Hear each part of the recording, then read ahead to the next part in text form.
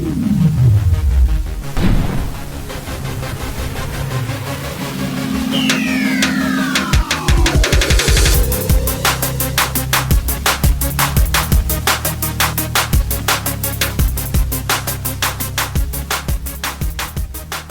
what's up guys? Joe here, coming at you today with another Dark Elixir farming strategy at Town Hall 9.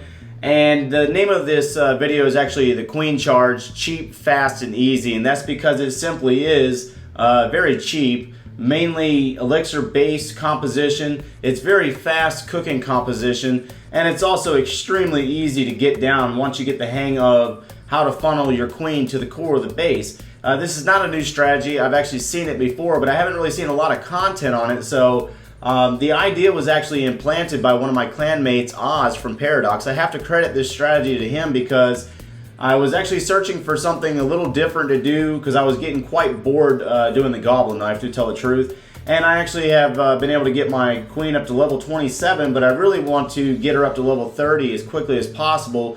And as most of you know, every upgrade level, there's a lot more Dark Elixir to get on the next go around. So the Goblin Knife was just getting kind of boring and I needed something else to work with. So Oz suggested this composition to me, and we'll discuss the composition here in a moment. The concept itself is fairly easy actually. You're just looking to funnel, it's basically a super queen where you're using archers to funnel her directly into the core of the base to get the Dark Elixir that's either centralized or can also be altered in order to get the resources off these abandoned dead bases. There's a whole bulk of archers within this composition, and you can use those in order to clean up the mines and elixir pumps all the way around if you choose to do so. But really the main focus of this strategy is get the Dark Elixir, get out, recook what you used, and get back in there and do it again. And that's the best part about this strategy, along with the Goblin Knife, is as long as your queen's up, you can use this one as an alternate, and then you can transition back into the Goblin Knife when she's down upgrading. So real quick, we're going to take a look at this easy base. It's a 4-corner base, old school trophy base, and very easy to manipulate with this strategy. We're looking at the Dark Elixir pumps, the Dark Elixir storage, and also the clan castle has a percentage in it as well that we'd like to get all 4 of these components in order to get as much Dark Elixir as we possibly can. So the composition itself is about 138 archers, wall breakers, about 6 of those, and then 5 healers, and then your Barbarian King's kind of useless. You can kind of use him to tank for your queen, but other than that, you don't really necessarily need him. And then you need your archer queen. I understand that 4 healers is all that it's really required to do a simple queen walk or a super queen. However, you'll understand later on in this video why we bring 5 healers, and then also keep in mind that this composition can easily be changed or altered to meet your requirements. So pretty simple stuff. You're going to drop your queen, drop your healers, and then surround the outer structures with archers in order to take those out. Use wall breakers to crack open the compartment that you're trying to get your queen to enter into, and just get rid of all the outside structures in order to make your queen go directly into the base.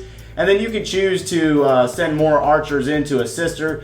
I mean, they're going to get taken out by mortar fire anyways because they are weak to splash damage. However, you can use that Barbarian King to go in there and tank for your queen. And then you also have the 2 rages in order to keep your queen alive. And this really assists you in understanding how to queen walk and how to keep your queen alive by using rage spells. So you got to watch her health as she goes into these bases and takes on these stronger defenses, depending on what trophy range you're actually farming in and what types of bases you're taking on the level of defenses. So you have to take into consideration the level of your archer queen before you take on stronger bases with level 3 expos and high level archer towers and cannons. So like you're seeing right here, she's already taken out both of the Dark Elixir pumps and the Dark Elixir storage, as well as the Town Hall itself. But as you saw there, the air defense started striking her healers pretty quickly. So that's the reason why we take the additional healer. I have another replay within this video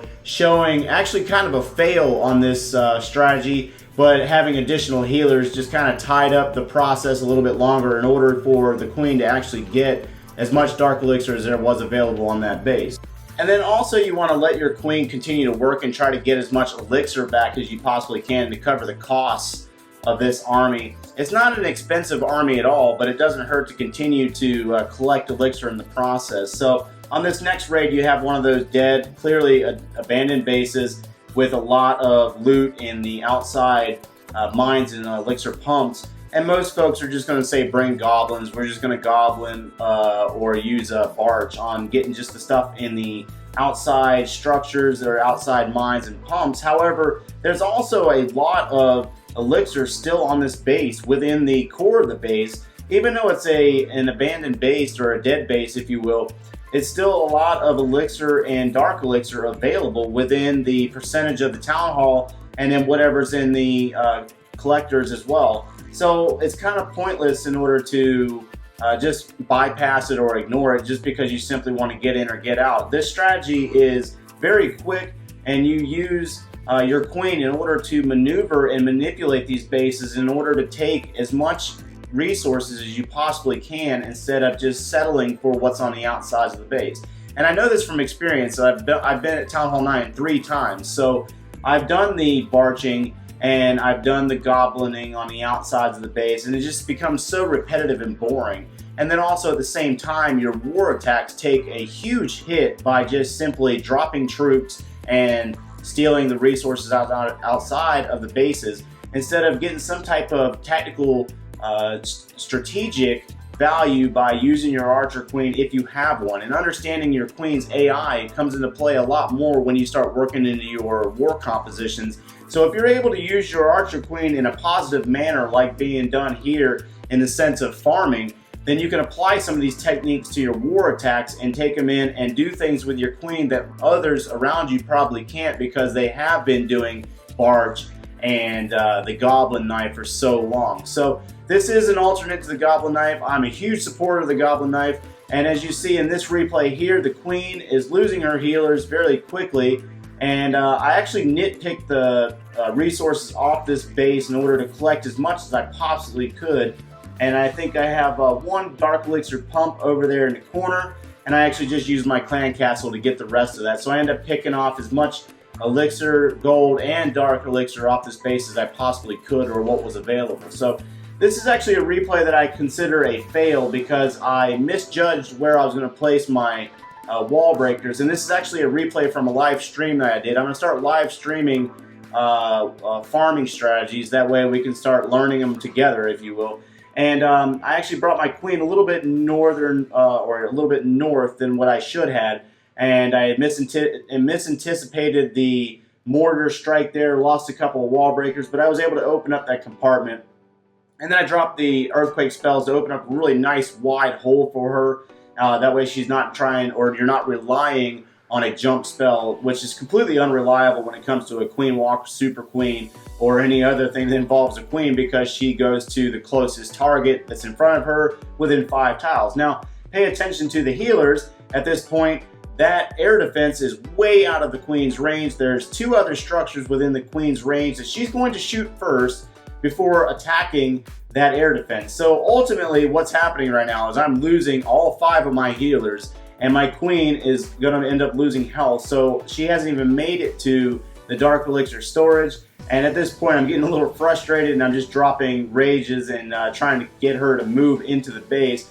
She ends up getting that dark elixir storage, and then I use the mass group of archers in order to clean up the rest of the remaining resources on the outside of the base. And this is where it becomes more of a barge without the barbarians, and I start going after and trying to recover this attack itself. But I end up pulling off a large chunk of dark elixir off this base, 4,900, and that's actually really good for Town Hall 9. And what Crystal League actually has to offer in the dark elixir resources, I normally farm in Crystal 3 to Crystal 1, and then I drop back down to Crystal 3. Your personal preference of farming range is up to you, but as of right now, Crystal League holds the best dark elixir. So I hope you were able to pull something out of this video, and I hope you were able to apply this farming strategy to your arsenal, because this thing is pretty sweet, and I intend to use it in order to get my queen to level 30 as soon as possible in order to start working on my barbarian king again. So good luck on getting this dark elixir, level up your heroes, drop some comments below and let me know what you think, and thanks for watching, guys.